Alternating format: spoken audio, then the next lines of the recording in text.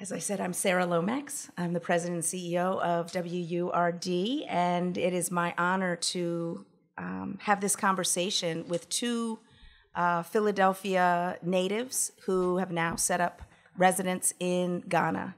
I want to welcome Muhammida Muhajir, who is on my right, and Muhammida is a global brand and digital marketing and communications professional, serial entrepreneur, and filmmaker. She's established a solid reputation and network in her field for her visionary strategies for innovative brands such as Nike, Apple, Mercedes-Benz, Jaguar, and Land Rover. She is the director of strategy at Wax Print Media, a boutique digital marketing and communications agency based in Accra, Ghana, where she has lived since 2014.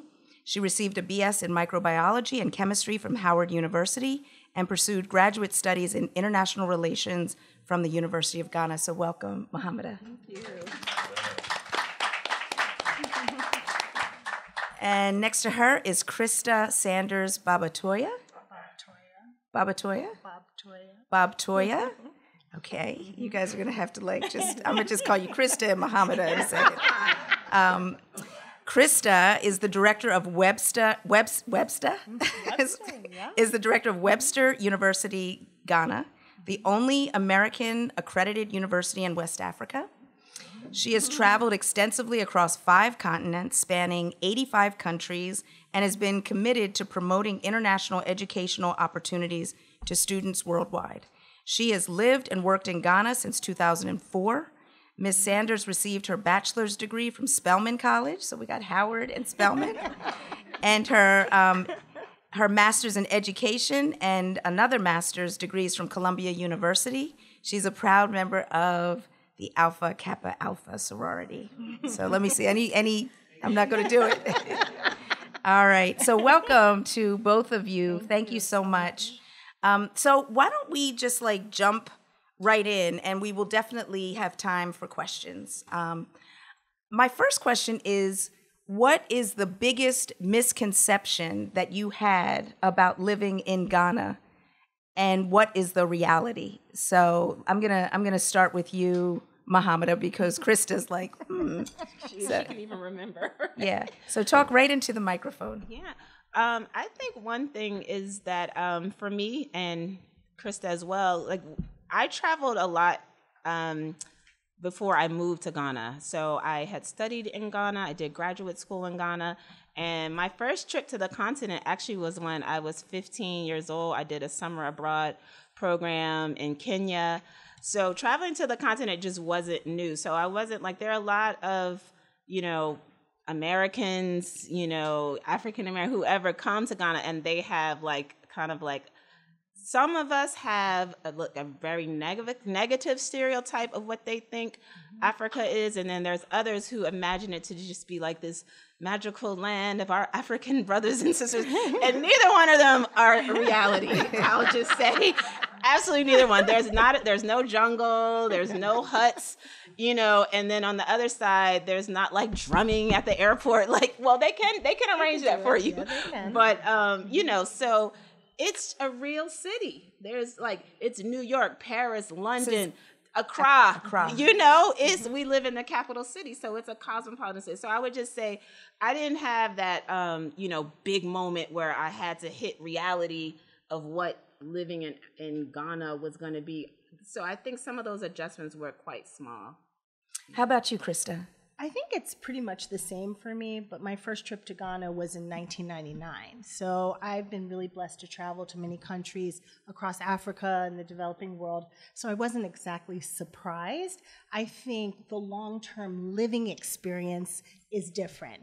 It's one thing when you come as a tourist and that connection that you have, and then it's another thing when you're actually living there, day-to-day life. So things like my first apartment that I got back in 2004, the first night that all the lights went out in my apartment, I just said, oh, there's a blackout. What's going on? The generator is just going to, kick in. And guess what? There was no generator. So that night, I remember just learning to sort of stare at the stars and the beautiful moon and learning to appreciate that and connect with nature. And that was something I wasn't expecting. I thought, well, I'm in this nice apartment. At the time, I was working for New York University. They set me up in this apartment. How was I to know it was an apartment without generator?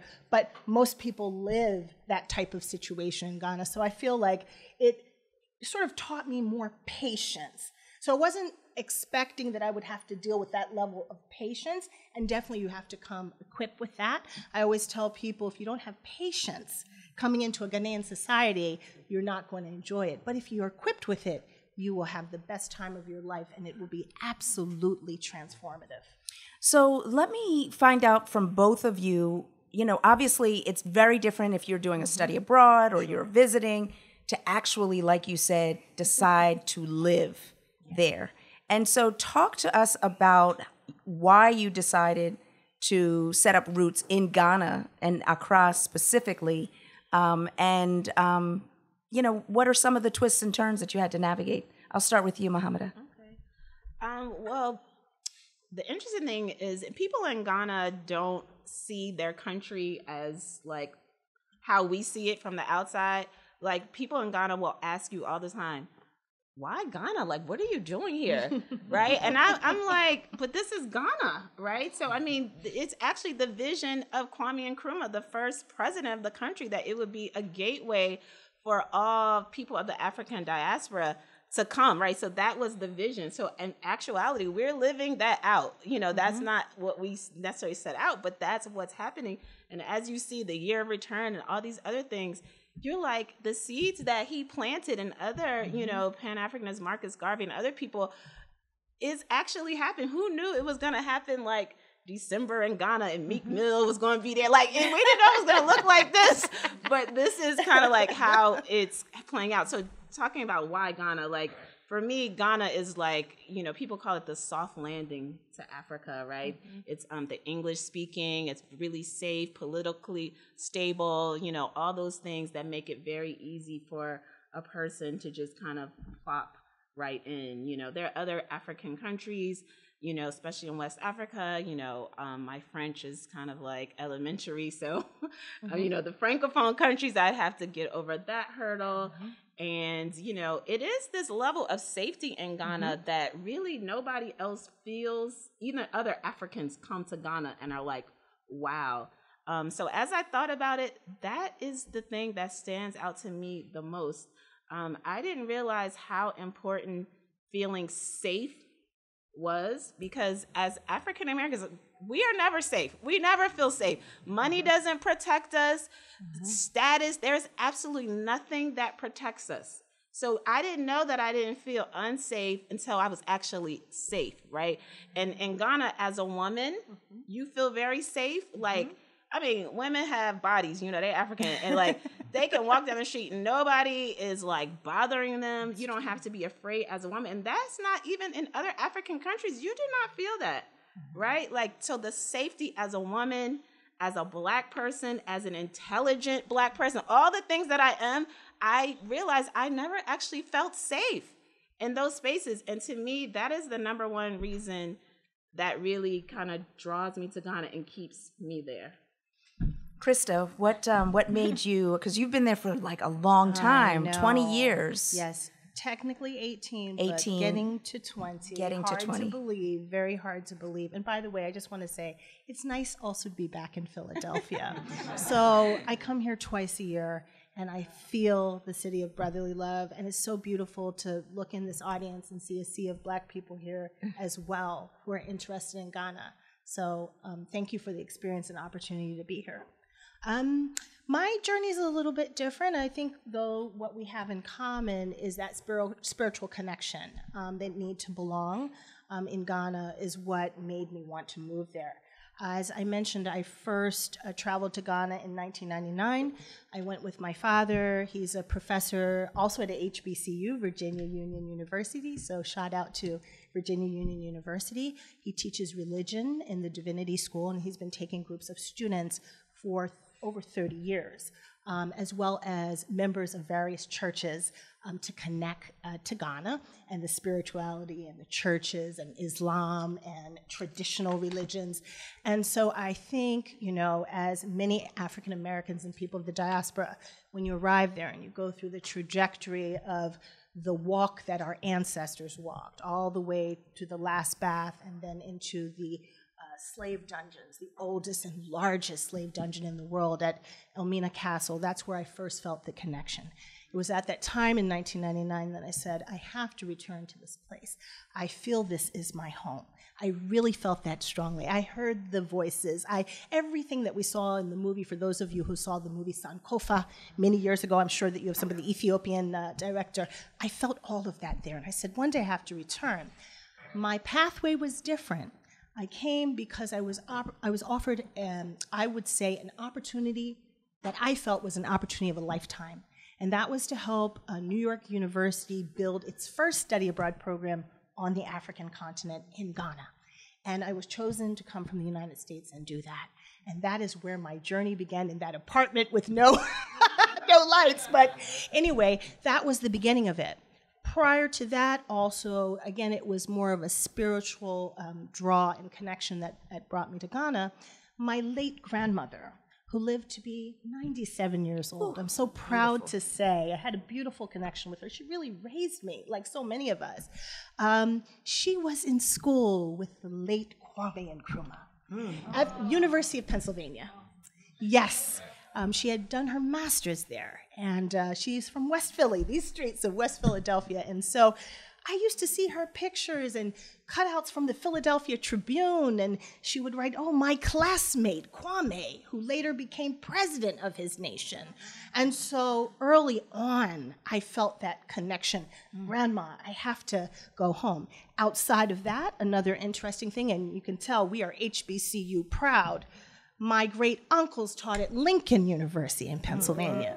And Kwame Nkrumah attended Lincoln University. He also pledged Sigma at Lincoln University. A number of people don't know that. But they had taught him.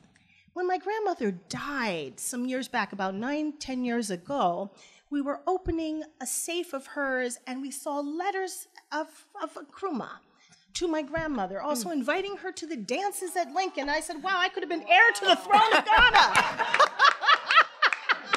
So I said, there is a reason. The ancestors said, I need to be here, and I must do something in the education space, because I come from a family of educators and pastors. And so I wanted to make my mark that way in the community. And so NYU had opened the door. So for me, I came through a job opportunity through New York University, and it gave me my first place to be and to make a difference and impact in study abroad. And currently, I'm running, as you mentioned, a university. I was going to leave, and then Webster University came to town and offers US accredited degrees in Ghana and asked me to lead that institution, which caused me to stay. And now we're both also citizens of Ghana. Okay, so we need to talk about this citizenship, because there is a I don't know whether it's, well, you can tell us whether it's fact or fiction, but sure. And I want you to talk about the year of return, because that was a huge occurrence, and with that year of return narrative was this promise or this idea of African Americans getting citizenship in Ghana. So what is the fact and fiction of citizenship for Black Americans in Ghana?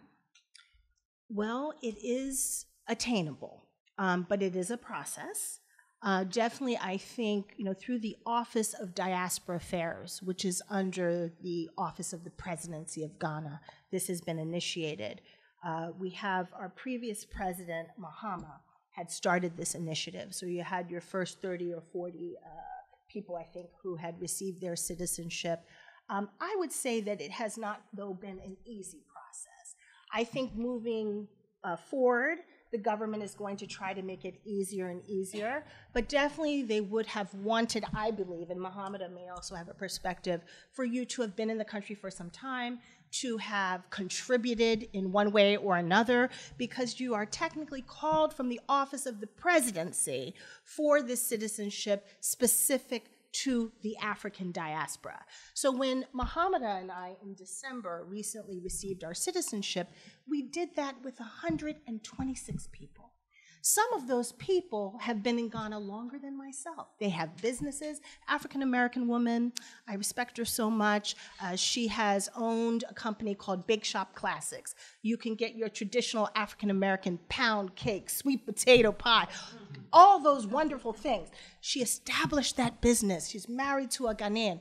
She could have, like myself, I'm married to a Ghanaian. We could have gotten our citizenship that way as well, and many people choose to do that. But both of us chose, no, we want to do it through the diaspora because we feel that connection, and through the Office of Diaspora Affairs. She's been in Ghana for over 40 years before getting that citizenship. Then you have individuals, Muhammida, she's been there, 9 years now, but you also were there some years back, and you keep coming back and back. You have some people who were there, I think maybe 5 years. So it depends on the contributions as well. So to me, there's not a straightforward way that is set out at this point, but I know that they're working on it. The year of return obviously has been very important in Ghana's history in looking at citizenship and looking at land acquisition and many other things. And now we're in the period of the year, beyond the return, which is a strategic initiative for the next 10 years. And I think in the next 10 years, it will become easier and easier to acquire that citizenship. But for myself personally, I think it was because the many years that I've been in Ghana, that I've worked in the education space. Now all of my students are practically African from Ghana, Nigeria, Mali, Rwanda, South Africa, all wanting an American degree. So that's an impact. You've already heard about some of the wonderful things that Muhammida is doing in the area of PR and marketing. I mean, she's running that space. Honestly, in Ghana, I'm so proud of my sister. I'm really so proud. We all should be very proud of what she is doing, making a difference. And so she is deserving of citizenship. But I would let Muhammida come in on this because you probably read up on this a little bit more than I do. Well, let me just reintroduce you because this is going to be on radio. Sure.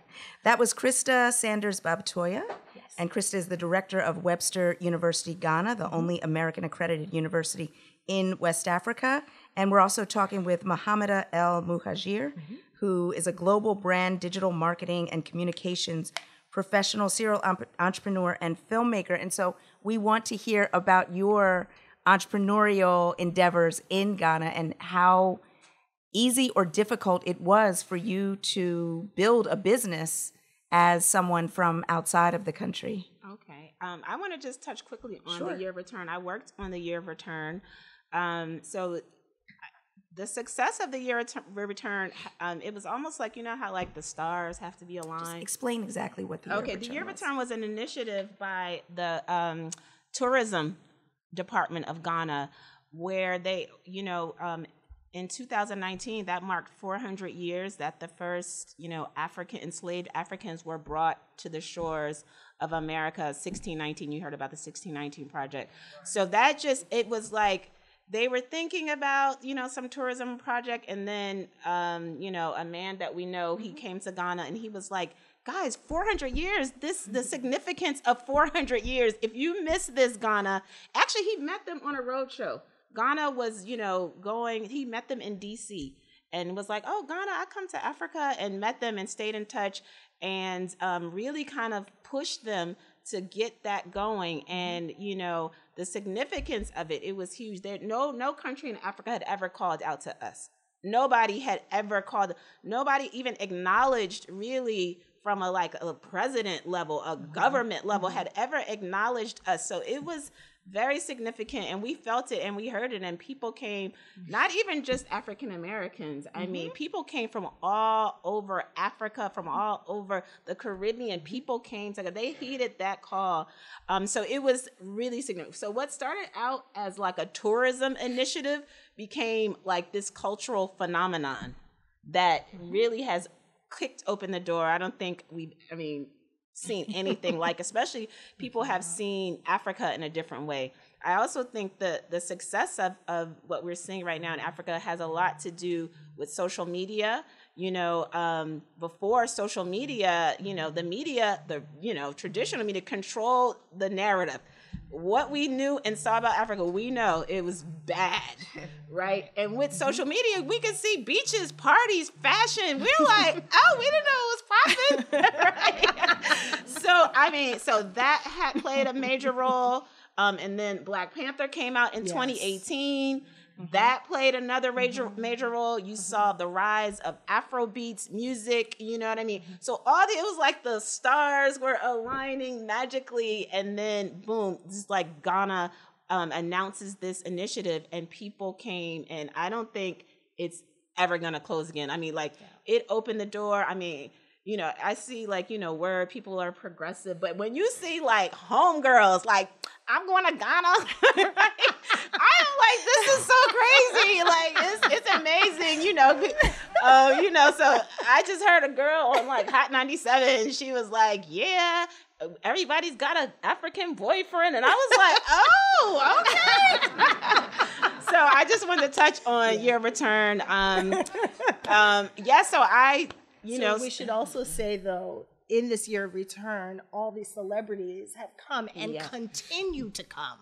Just in the last weeks, we've had Dave Chappelle, Vanessa Williams, Erykah Badu. Which Vanessa Williams? Oh, Vanessa Williams with the green Universe. Eyes. Oh, Miss America. Miss Yeah, America. but I think the other one had been She there has too. been, Yeah, she's been a couple of times. She's actually filmed a movie in Ghana. So we just keep, I would say, between Muhammad and myself, there's not a week that passes that someone isn't coming that is known. Angela Rye, all of them are coming. So, the fact that at one point in time, a lot of people at Ghana where? Ghana, literally amongst our own people. Now people literally want to come. And so it's wonderful to see. I'm sorry to interrupt. That was important. because that played a major role. Influencers, so the celebrities coming and making it seem hot, showing that it's hot, not making.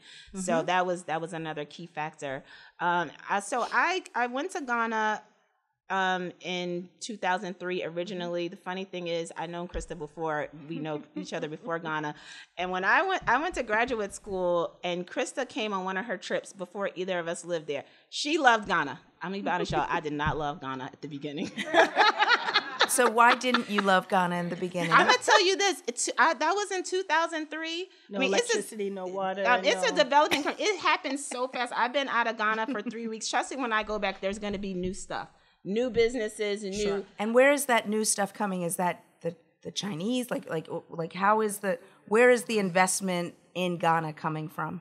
I think it's a lot of different places. It's not one. Like there are some countries I think is like primarily like China or somewhere. I think in Ghana it's a lot. Chinese are definitely there. There's Lebanese. It's really international. There's also a lot of returnees, a lot of Ghanaians. Because we are the trendsetters. Once we make a place hot, even other Africans are now like, oh, I'm Ghanaian. I didn't even know. Guys, we are the trendsetters of the world. Please. When you say we, you mean African Americans? Right now. I just want to be clear. We make it hot. Even other Africans, Ghanaians weren't even going back to Ghana. And then they see that they're like, oh, like, okay, it's cool now.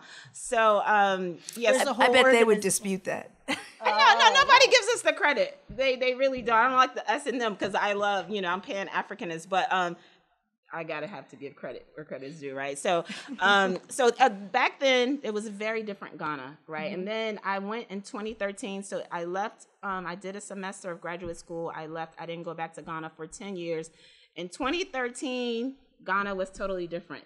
And at this point, guys, Christa had been living there for 10 years. Now, something about Ghana is if you don't have a guide, if it's not curated, you won't even know any of the things are happening. So at this point, Christa has been there for like 10 years. I come back after 10 years, and Christa's like, this is where we're going to hang out. This is the party on Friday. This is the such and such. Fashion this. And I was like, art galleries. Art galleries. It was literally the life that I was living in New York. Yeah. But in Africa. And I was like, oh, now. Yeah. Literally, It kind of had a Brooklyn, of Philly energy to it. It did. Atlanta. And then when I came home from that trip, I got on the internet and I was like, I got to figure this out. Like, it just happened like that. And I found this program. I wanted to work in technology. I found a program that called MESS. They have a technology training school, and they have fellows that come from around the world to either teach in the school or work in the incubator. So I got this fellowship. I figured after 1 year, which I did the fellowship for 1 year, I would know how I felt about Ghana if it was more than just that few days. I stayed for after the year, and then I decided after the year, I still loved it, decided to stay, and that was like 8 years ago. And I started my marketing business, and I work with some of the biggest companies that operate in Ghana, most multinationals. I mean, pretty much all the big companies are in Ghana, and they needed someone who understands, marketing at an international level. And so that has been the work that I've been doing in Ghana. And, I literally started it from the scratch. I knew Christa and probably like one other person before I moved to Ghana. So I literally built the network, the relationships, every single thing from the ground up. And it was important that I took that time, that 1 year, first 2 years of being there, because you have to understand the culture of Ghana. I worked at Nike here. I worked at big companies, but that doesn't mean I know how business operates in Ghana. And that is the downfall of most foreigners. Yeah, I'm gonna tell you right there. That right there. You think I'm from America, I'm from England, I'm from Germany. This is like Ghana. I know I can, master this. No, when you come with that, they will shut you down.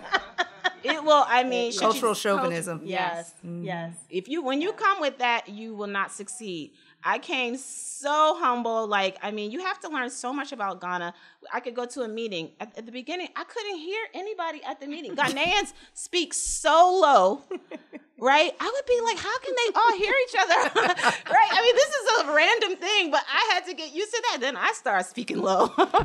and we tend to speak loud. Oh, Now I am so sensitive. I'm like so Ghanaian now that when Americans come, I'm like, why are you talking so loud? Right. Yes. So did you have to get like a green card or work papers or what are the things that you have to do to start a business there? And I think just, we hear the immigrant story. I don't know, some people may be from other countries here, but I never knew anything about that. Work permits, visas. I'm like, we just citizens. So, but yeah, in Ghana, I had to get all of that. And, I had to have a work visa. I had to have what's called a resident permit, which I think is the equivalent of is that a green card? Yes, pretty much. But it's very easy to get. Residency is easy. It wasn't for you? I mean, I did it through the programs but I think now I will say about the citizenship, it's not easy. The citizenship is not. Residency is none of it is easy, and it's no formula. They're like, diasporans, you can come. Formula. No, it is almost like some magic mystery. I don't know. So that first group that she talked about in 2016, maybe there was 30 something. Yes. And then in 2019, there was about 120. And then in 2022, about 126. So in the history of Ghana, that means 300 people maybe have gotten it in the history of Ghana. And in that group, as she said, there are people who've lived in Ghana for 40 years who've been struggling to get citizenship. There are people who I met who've been in Ghana for about 6 months. Yeah. Who got and what you're going to learn about Africa. People say corruption. I mean, corruption is all over the world, right? But you got to find people. You got to find your people. You got to find your hookups. I'm sorry. This is, I didn't invent the rules. Real talk. We didn't invent the rules. When you come to the game, this is how the game is played? Oh, okay. Now, a lot of people come and they're mad and they fight the system. But understand, this is the system. This is how it works. Get in and work it. So... yeah. All right.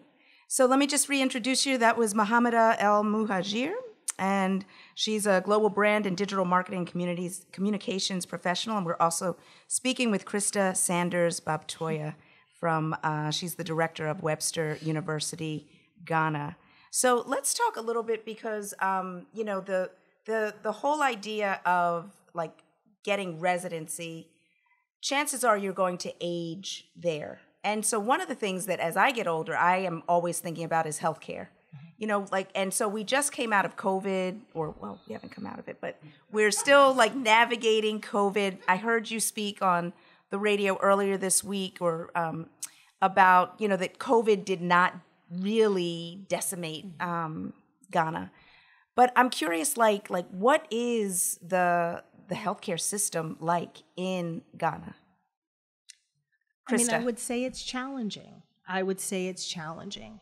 However, we do have a number of emerging private and international clinics. We also have diasporans who have returned home, many Ghanaian returnees. I think we may even have an African American or a Canadian return home and build a hospital. So there are options. So I would not say that we do not have access to good health care, but you do have to pay for it. What you have to pay compared to what you pay in the United States, even for going for a simple, $45 copay, you can get the same in Ghana if you go to like a private international hospital. We have excellent doctors, excellent nurses, but we have the majority of Ghanaian doctors and nurses, please listen to this very well, in New York City rather than the country, and I mean the entire country of Ghana. So most have left because of the financial peace, better wages and so on, and opportunities in the United States. It does not mean that some of the great doctors are not there. They maybe didn't get visas to go to United States, so you can get the medical care. But I'll give my own situation. I happen to be very blessed that I still have U.S. health insurance. Now, we'll probably talk about the different pathways you can take. She is much more adventurous. She is doing it big in her own way. I'm a little more on the conservative side. I may not look conservative, but I am a little more conservative. So I went through having a job, it's a U.S. job, in New York University, and then Webster University based in St. Louis.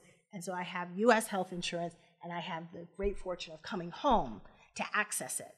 But that's just in case of an emergency, right? So I'd say if it's an emergency situation, you probably want to come home if you need to.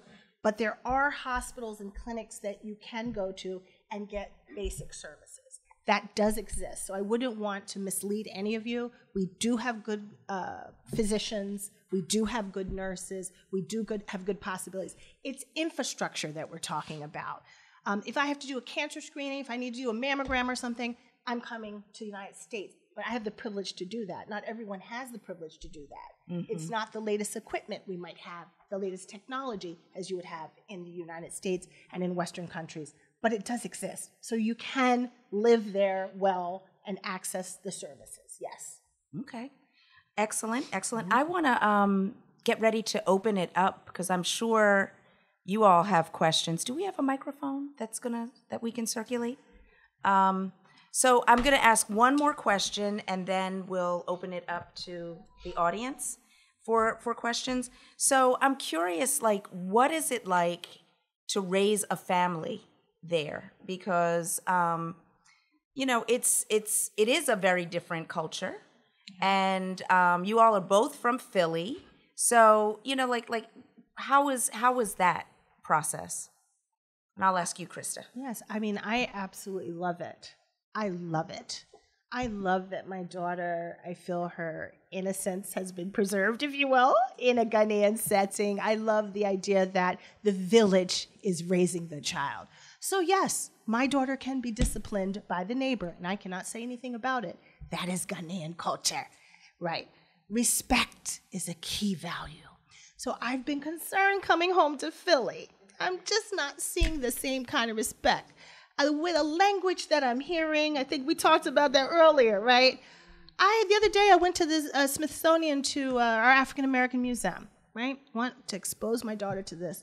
And some 3 young men, African American men, the kind of language coming out of their mouth, I took the risk. I went over to them and I said, there's a child here.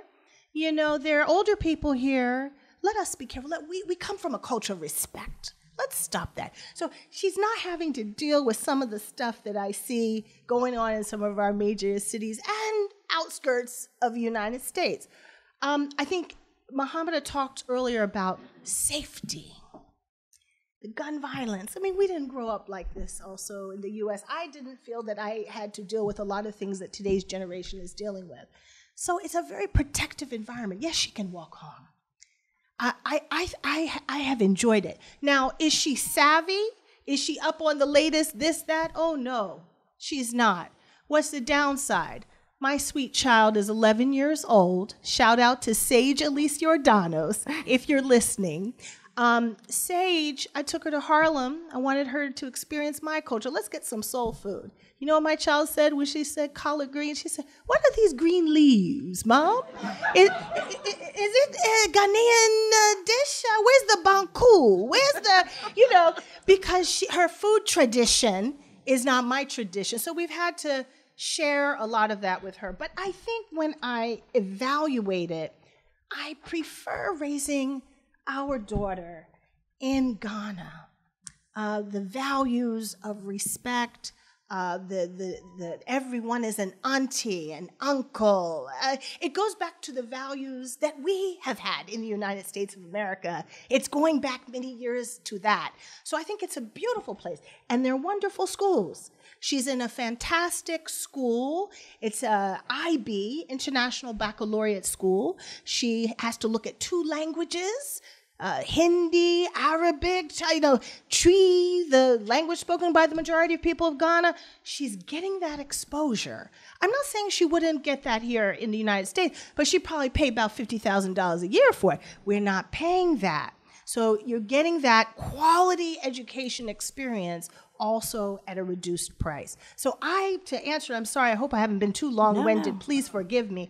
But I really appreciate that she's being raised. Now, when it comes to college and university, I want her coming to the States. I do want her to do it there because I think we have the best higher education system in the world. That I work in it and I believe it, that this is where it is. But for the early years, it's been valuable. And Muhammida also has a daughter who's now 14, right? Mm-hmm. So my daughter goes back and forth between Ghana and Philly.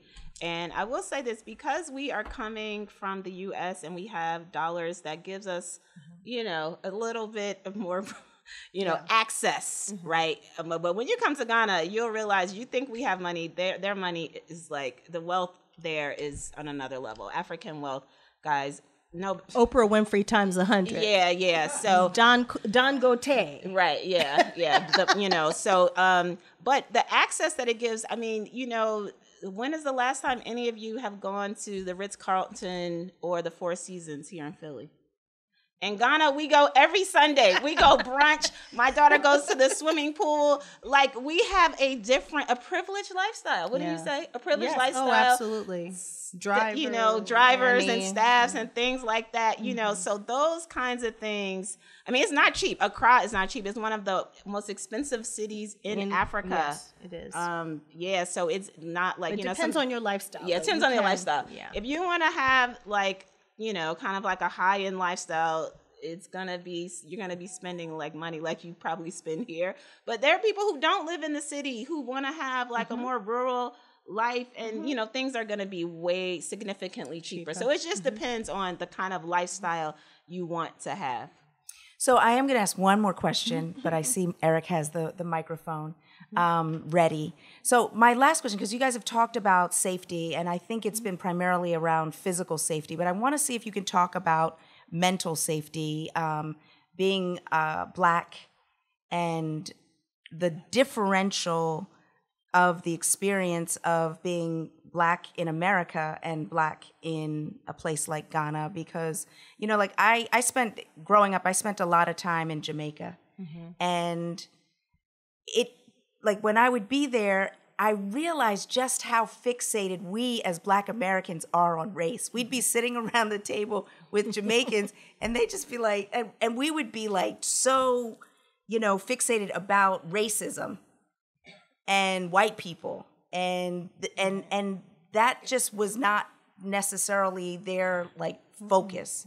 And so, I just want to see if you could talk a little bit about what that, being able to take that off, mm-hmm. what that means for your mental health and how it feels to be back here, since you're both from here. So I'll start with you, Muhammida. Okay. It's very liberating, very, very liberating. I mean, even when I'm here, race is just a part of our lives in ways that we don't even realize it, right? I'll go into Rite Aid, and when I'm shopping, I always keep my hands visible with the item, right? Because I don't want them to think that I'm stealing, right? Literally, like, we have to think about this every moment of the day. At just all kinds of ways, the bank, your landlord, your boss, we can't escape it, right? And so you go there and you're like, oh my God, I'm just a human. I'm not a Black human. Right. And I'm always like, this is what white people feel? I'm like, this is amazing. Like, oh my God, I'm just like a person. Like, nobody's second guessing me. I go into, we mentioned, going to some of these high-end restaurants, right? Nobody thinking, what is she doing here? Or like, never. Like, it is like, oh my God. It takes you a while to kind of like settle from this experience. And I think one of the most important things that why I love Ghana and why it's kind of really hard to leave even is that I almost get anxiety when I think about coming back here. Yeah. Right? It's a lot of anxiety. I'm just like, I have to put this armor back on, mental, you know what I mean? I got to just be ready for something at any moment. And it's really refreshing living in Ghana. And I think more than anything else, just giving us the space to heal. Mm-hmm. Guys, we need it. Even if you come on a trip, not everybody can, let me just say this right now. Not everybody should move there or can move there. Mm-hmm. But you should do yourself a favor and have this experience on a trip. The word trip on a trip, just even if it's 2 weeks, 1 week that you don't have to be assaulted at every moment. If you can just do that to yourself, please do. Okay. Christa. I would just say that I would echo everything that Muhammida just shared, and I would put it in this vein. I have a dear friend in Accra. She's African American, and she runs an NGO called Basics. Patricia Wilkins, she's from New York, and she sells these T-shirts. She has these girls that she helps rehabilitate from the streets of Accra and transitions them into school, an after-school type program. And she has this T-shirt they make, and it says, "Ghana breathes freedom." And that's what I feel. I feel just all of the weight, the bricks just come off the moment I get off the plane and I'm back in Ghana. Here it's true, I come and I feel sort of tense. And I think it happens from the moment, for me, I just arrived in the country through Dulles Airport, and nobody has time. Nobody has time for you. Nobody is helping you. Everything has $1 attached to it. I thought, can you help me with my bag? I'm a lady. I'm a woman. Like, a little courtesy. Like, help me with my bag. Hey, that'll be $15. That'll be $20. Excuse me? In Ghana, you would never have that situation. Not that people wouldn't want a little tip, but they're eager to help you. And so that sense of humanity, I feel that we lost a bit of that, and it's really, it saddens me quite a bit. I'm quite a people person, in case you can't tell. I'm very much a people person. So coming home, and in Ghana, you will see people will ask you, before you do business even in Ghana, you must say, how is the family? How are you? How's your daughter? How's your child? I do that here, and people look at me cross-eyed. What's wrong with this lady? So I think we've forgotten that, but it's nice also to drive through the streets of Accra and every billboard is a Black person. I said, oh, it's nice to be here in Philly and see a sea of Black faces. This is our reality every day in Accra and other parts of the country. So there's something very beautiful and reaffirming about that. The president is Black, the vice president is Black. It's a wonderful feeling. Wonderful. So I want to open it up to questions. I do have one more question, but yes. Well, can you take the mic to her? This is really my last question, but while you get your question together. Yes. So this all sounds like so rosy and beautiful and everything's perfect over in Ghana, but is there friction between the African Americans and the Ghanaians? Because we know that you know, there can be friction here Yes. between, you know, African descent, you know, African Americans. So like, I'm curious, like, do the African Americans kind of stick together? Is there a lot of integration? Is there any tension? And then it's coming right to you. Look, I mean, it depends on you. It depends on your approach. I don't feel that tension with our local people, our brothers and sisters. I don't, but it's also about the approach. Now, some of us come in and we talk about imperialist thinking and all of that from the white folks. We're doing the same. Treating people sometimes like slaves. I mean, I'm sorry to say that. We have a lot of focusing, reflecting we have to do as a people on what we're also bringing to the experience. I would say where there might be divide is more around language. In Ghana also, amongst Ghanaians, it's more around ethnic groups, tribes, you understand. I think, of course, there are some Ghanaians who would feel, well, you come with all this privilege, you know, even what are you doing here? She talked about that. Why are you even here? You should be going there. So I think the divide would maybe be more around, why are you here when I want to go there? But I say, well, slavery was intended to do that one day we would meet 400 years later and we would not understand each other. So I think when we come from a place of understanding and wanting to connect and saying the eteseng, how are you? When we also make that effort, remember that we're returning to the land in which we were taken from, right? So we also have to make that effort towards the people, right? And when you start sharing language and customs and want to enjoy food and all kinds of things, then that bridge comes.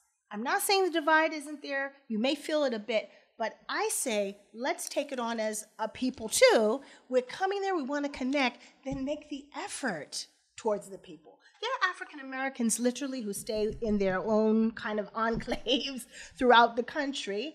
I am not one of those. I blend with my people. I blend with the Ghanaians, with the Nigerians. I mean, we're global citizens. We're global citizens now, isn't it?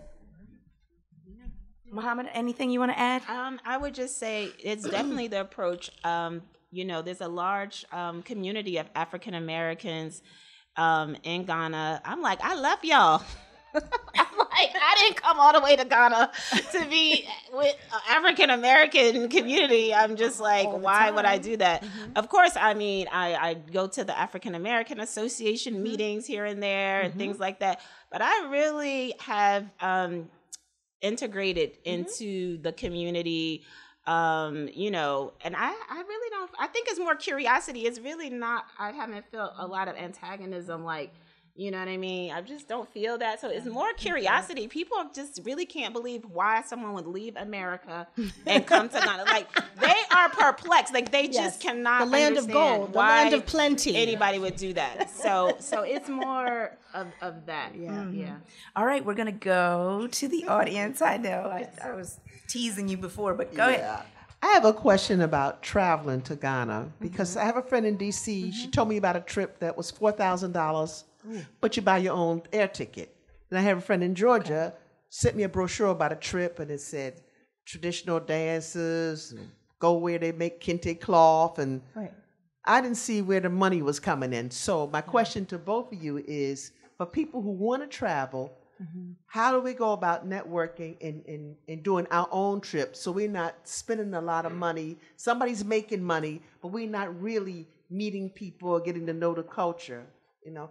I don't have to stay at a 4-star hotel, but I want to see something, and if I'm going to pay $4,000, I'd like to know what it's being spent for. So, well, you should be able to sort of demand what's the breakdown. If you're talking about a $4,000 trip, maybe it isn't a 4-star hotel. Now, you know, Muhammida talked about earlier that Accra in particular is one of the most expensive cities, if not the most expensive on the entire continent. So you're looking at hotels that we would get here, Marriott, Sofitel, maybe would be $200, $250, I don't know, $200, $220. There might be $350, $400 a night for a basic room. You understand? Because the amenities, the water, electricity, all the things I talked about are commodities. I mean, it's expensive to run a business, a hotel like that. But I think there's an option for everyone. I know a lot of people who've come independently and been able to spend less, but like she said, the experiences are not necessarily curated. You do kind of have to connect or know someone who lives there. I'll give you an example. My dear Aunt Donna Patani, shout out Chestnut Hill, she's there right now. It took her my 18 years to come and visit, right? So she went through a tour agency, I think here in Philadelphia or something. She told me, I looked at the prices. Once they got there, this lady didn't know where to go, how to put them here, how to get them from this place to that place. I ended up doing pretty much all of the work, even though it was a travel agent. So it's good to have contacts on the ground. That's what I would say. You've got to do a lot of research. When you're doing a trip like this, it's a once-in-a-lifetime opportunity. But I would say there's a budget for everyone. You might have more on this. Well, I would say Airbnb is also an option. Yes. Because when I was looking at going to Ghana, Airbnb was a much more, because I was going with a group of people. So it was definitely cheaper from accommodation standpoint. But there's, And just with flights, I don't know if that's of interest to you. If you want to go direct United, I've gone on Ethiopian. Now, yes, Ethiopian I tend, because we like to support African Airlines, but there's going to be a number of stops, and it's going to take a lot longer because you go through Addis Ababa, you go through Dublin. I just did that one. It is a bit taxing, but I like supporting African Airline. United is great. I'm not a big fan of Delta. I shouldn't probably say that, but Delta also has some direct flights from New York. So if you want to go, but pretty much almost all the international carriers go. Depends on when you go. I just came in and it was about 1,400, 1,500, and that's a very good ticket. But this is off season. So if you're going in the summer, it's going to be a lot more expensive. It can go up to 2,000 plus, all right, for a basic economy ticket. So I would recommend you go off season, or you take advantage of the Afrochella, Afro Nation, everything everyone's coming for, the year of return. No, that's during Christmas period. A lot of people come for that period from the UK, from Canada, all of these countries. Returnees come as well. Your ticket price is going to be very high. So Christmas time is the highest season, and summer. February right now is not too bad. October is another good period. And what's the climate like now? So right now is the hottest time of the year. You asked. So when we say hot, we're going to look at maybe anywhere from 90, 95 during the day. It's quite hot, you know. It's a bit humid.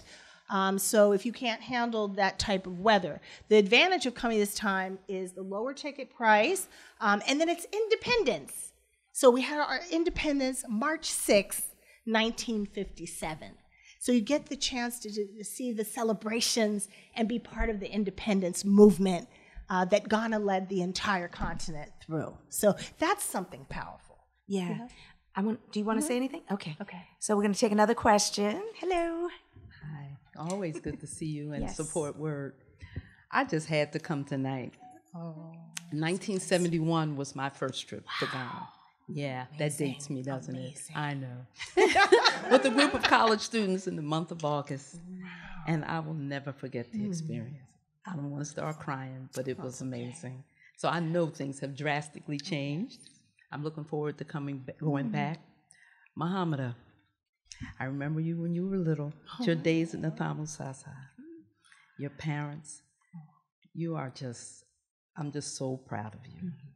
And I just want to say, as one of the elders in the room, I would engage in anything that you were endorsing. Yes. Okay, so that's my voting confidence for you. Your integrity speaks for itself. Thank you. Thank you. And I went with the Don Fuku. They were out of New York. Okay. I don't know if they still exist, but we all, as a group of students from school, they planned our trip. Okay. Adam Fuku. Great. Good evening. Thank you all for sharing about your experience. My name is Eric Williams. I'm founder of an Autism Foundation based out of West Philly. It's our 19th year. And for the past almost a year, I've been doing some research and bringing services to Ghana. So I would love to connect with you all in regards to that. And then starting virtual in the fall, taking my group, and then we're just doing something via Zoom. but eventually planning a trip over there to bring my Autism Foundation and services to Ghana. So my question to you is, how is autism perceived over in Ghana? Because I know in Cameroon is sought after as witchcraft. Yes, it's the So same. how is it talked about over? It's the It's the same. same. It's very sad and it's very unfortunate. And so that's why I would say your services are so needed. And that is why Ghana is an open market. We always talk about that for building a business, for bringing a service. I think you would do so well because my daughter's school that I talked about earlier, they're actually okay. They have specialists and so on and so forth. But it's an expensive school that most people cannot access. It's an international private IB school. That's not common, right? So we need these services. It is treated this way, and it's absolutely terrible for the children. And there's so many autistic children, as we know, all over the world, and in Ghana as well.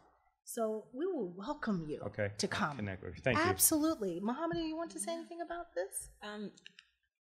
I think it's just awareness is just growing because, as you said, I mean, what you'll learn in Africa is literally spirituality is connected to everything. If you're doing well, they'll be like, oh, it's spiritual. If you're doing bad, they'll be like, it's spiritual, right? So, like, it is connected to everything.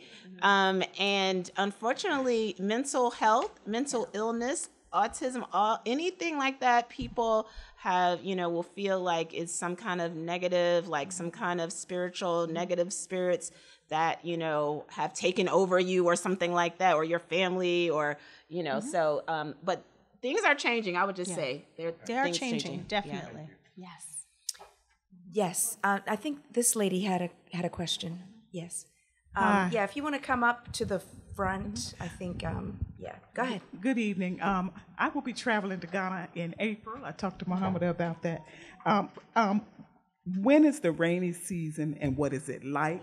That's number one. And number two, what language would you suggest that I learn for the trip to Accra? Well, English is like, the language of the country. So pretty much everybody speaks English and they learn English, especially in the capital city. So you don't have to, there shouldn't be any language barriers unless you go outside of Accra, but pretty much people will still speak English. And then the rainy season, May. So May there's two rainy seasons. May through like July, August, like during the summer, our summer, it's rainy, but it's not that bad. I mean, you might have some torrential rains in the beginning and then it's fine. It's not like, for example, during Christmas, I was in Rwanda. I would never go to Rwanda again during Christmas because the rains are so intense.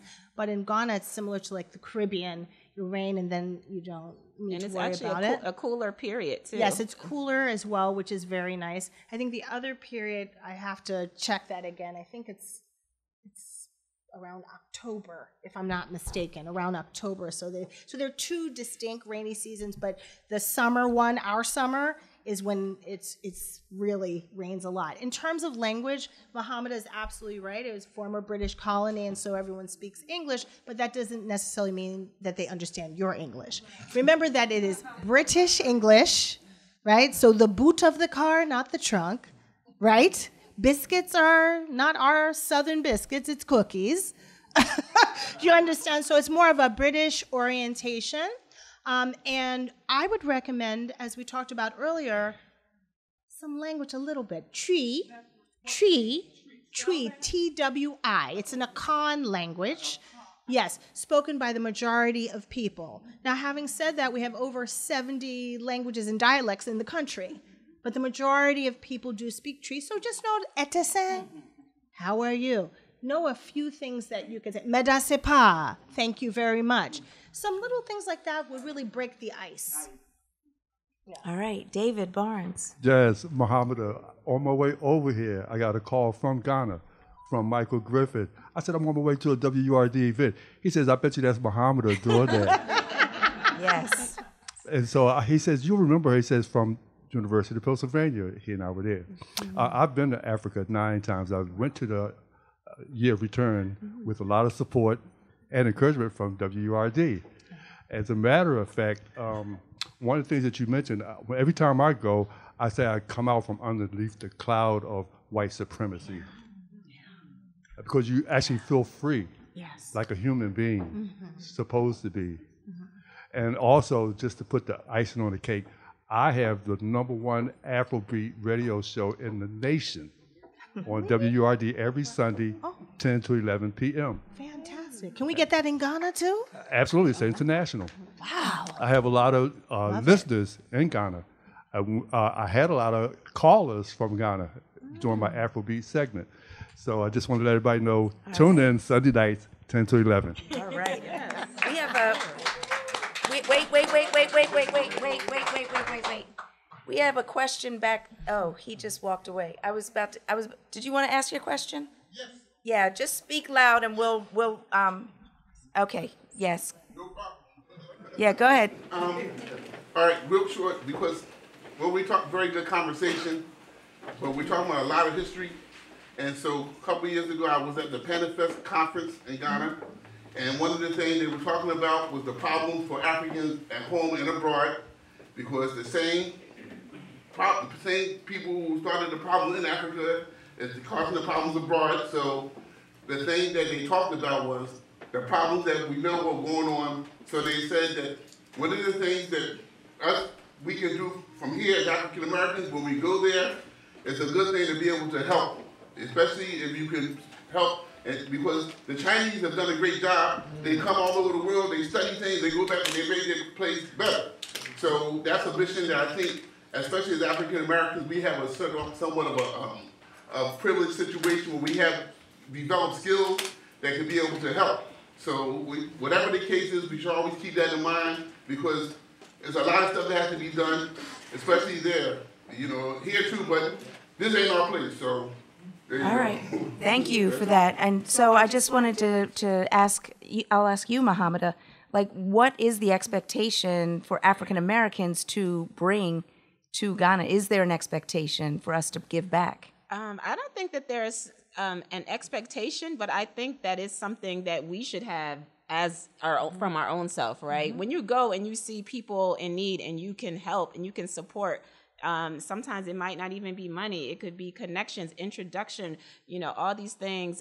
Myself, I run an art program for children. It's in Elmina, in the Elmina community. And I own a store in Ghana. And during COVID, it was basically shut down. And I had this space and I was like, well, how can I, get the community? Because the shop was for tourists, right?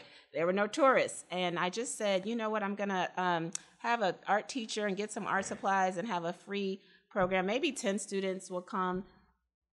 Some days we have about 50 students and they are just literally on the floor, in the store, taking their art class, so there are so many ways. That's just one example, right?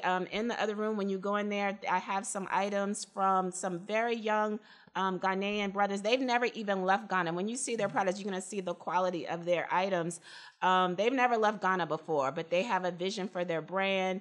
It's as simple as I just bring their stuff to the U.S. and help people learn about it and sell it, right? So there's so many ways you can give back. You can, definitely start something formally, your own NGO. You can support, you can volunteer, you can befriend, somebody, adopt, someone maybe just, send money, help them with school fees. Some of the things, school fees could cost like $30 or something, like some numbers, and the parents have no way to pay. And you're like, what? I spent that at Starbucks, right?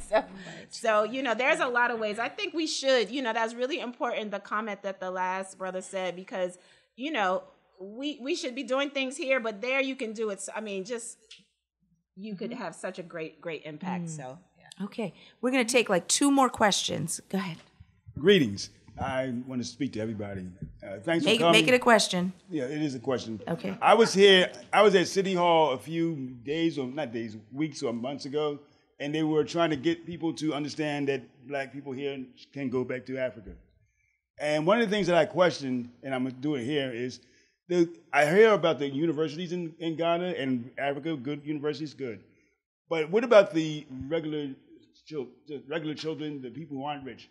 Do they have math books that they manufacture? The reason why I say this is because I do sell math books. I create them, I write them. And I definitely like to sell them at a lower price to Ghana or any third world black nation. All right. Is that possible? So, Christa, what's the kind of the public education system like, and is there access to? It's pretty more challenging. I mean, book production is a challenge in Ghana overall. Most things are brought into the country, although we do have obviously our authors who are producing. I think that would be very appreciated, but it's not to say that we don't produce within Ghana. When people come over, they tend to do donations of such books to some of the schools, mostly local schools. Kids need everything from books to pencils to supplies. Usually when groups come, even when I have student groups come, faculty, I always ask that they bring those type of supplies. So I definitely think that there is a need, but most people would hope that it would be a donation rather than selling it. I mean, that's just the honest truth on the ground. All right. Thank you for that. I think we have a question back there. Yes. Yeah. My question, I was in Senegal and Gambia in '83, and the predominant spiritual essence of that area is Muslim, and I was wondering if there was a predominant spiritual type. Yes, I mean, it's the majority. Ghana is extremely Christian. Yeah, 70% of the country. In fact, everywhere you go on our local transport, we call it the trotro. They're like these little minivans. It says, you know, Jesus Christ, our Savior. Blood of Jesus, beauty salon. You know, that it's that serious. You see it everywhere. Billboards. Yes, billboards. If you ask someone in Ghana, how are you doing? You know what their response will always be? By God's grace, I am fine. Right? So it's very much embedded. In terms of Muslim religion, about 20% of the population, and then the remaining would be traditional religion. However, traditional religion is infused also within Christianity and Islam. Yeah. I think there was one other question. Okay, I'll take two, and then that's it. Okay, go ahead. Hi, thank you so very much. This was very informative. I have a nonprofit here as well as a for-profit. I'm a psychologist, and I've traveled many times to Ethiopia since 2017. And so what we've been doing there is we're attempting to destigmatize mental illness in the BIPOC community globally. That's our goal. And to increase the access to mental health services, as well as ending period, I know it's very lofty, but ending period poverty, ensuring that no girl or woman has to miss school because they have their period, and gender equity. So we, here in the States, I started a holistic health collective. So it's called the Black Lotus, and it's all black and brown healers, artists, clinicians, practitioners, and it's a collective corporate structure. So there's 16 individual businesses operating under this umbrella. And so essentially what the goal is to heal the healer, to ensure that the healers are centered in their healing and their care. So my goal is to come to Ghana because I've been hearing so much about Ghana. I'm actually finishing up a degree in international psychology. And so the goal of that degree is to learn how to first understand the cultural context and how, from my lens, trauma, because that's my area of specialty, how trauma impacts the cultural context in order to develop collaboratively sustainable solutions. So I'm very interested in having conversations with both of you, especially in terms of education, and both of you, because that's my next endeavor. Because I've been to Ethiopia many times. I've supervised staff there, but now my goal is to come to Ghana. So would you like to teach for me in my psychology program? So we brought psychology to Webster, Ghana, and most African parents are like, we'll never get a job with that. People are very focused on, you know, like law, science, being a doctor, lawyer, like the traditional professions. But since the period of COVID, people have begun to understand mental health a lot more because it's impacted all of us within our respective homes. And so my psychology major is now growing. And so we like to have people from the US, Europe, Asia, and all over Africa come and teach. So let's definitely So there will definitely be a connection happening there. So we're going to take the final. You had he had raised his hand before. Yes. Thank you very much, Sister Christa and Sister Muhammad. And thank you for joining us last night at the Mayor's Commission for African and Caribbean Immigrant Affairs. Question I'd like to ask is, when one has been successful, let's say, in obtaining the citizenship in Ghana, is there any prohibition to it being a dual citizenship? Good question. So can you maintain your U.S. citizenship? Yes. So I would say, just remember, there is no way I am giving up my U.S. citizenship ever. Despite all the challenges we've talked about, despite what we as a people have gone through, that U.S. passport takes me all over the world. There is a lot of privilege with it. At the same time, the Ghana piece is my spiritual piece, and it is very important. It takes me all over Africa, right? But we are dual citizens. Yes. All right. Okay, one more. I'm like a softie. Go ahead. I'm a masonry contractor and builder. I was wondering, is there any opportunity for such contractors coming over to Africa and being employed in that vein? Construction and building is like a huge industry. They're building like 24 hours a day. That is just a huge industry. Let me just say, Christa is probably one of the few people who can get a job and make it to Ghana. Probably 2% of the people, 3%, a very low number of people find a job, an international job. So when you say, could you get a job? No. I'm going to say no. Can you come over there and set up your construction masonry business in Ghana? That's what you're going to do. Because you cannot come and you could and make a salary of a Ghanaian working in construction for $2 a day or something. So come and set up your business. That would be the way for most of us to come, unless you are lucky enough. You might be one of the other lucky ones to find a job in Ghana. But for most of us, it's really a country that you have to come as a business mind, as an entrepreneur, or as somebody, running an organization or something like that. Yeah. Okay, and also. Ooh, see. That was not. Go ahead. Just let him. Go ahead. Last. Shipping different items over to Africa, for free, different, because as we come along in our field, we come along with a lot of clothing, no trash, a lot of equipment, a lot of sewing machines, a lot of stuff that y'all can use over there. Is it an opportunity that we can send a container full of goods to the people? Yeah. You can do that. I don't know if it'll be for free, though, but would it? You'd have to ship it. Right, you'd have to pay to ship it. No problem, but having it go to the people and not to the, where people can really take advantage of. Right, yeah, just kind of, and partner with, the right organization. Partnership is really key when you get to Ghana. It's everywhere, but knowing the right people and aligning with the right people, and I would also say, just on closing, we're right here. There are a lot of Africans who are right here in Ghana. If you're thinking about coming to Ghana, connect with some Africans right here that are in Philadelphia. How you want to come to their country and you don't even have friends, Ghanaian friends in America. Yeah. So, and they will actually help you so much, because that they won't be trying to take advantage of you, because they have dollars just like you. They're going to be excited. That is one key, I would say. If you're planning to come, find some friends in the Ghanaian community. They're going to be so happy. They're going to hook you up with their cousins and tell you where to go so you can have an authentic experience. So that's really key. Yeah. All right. Well, I hope we got to everybody's questions.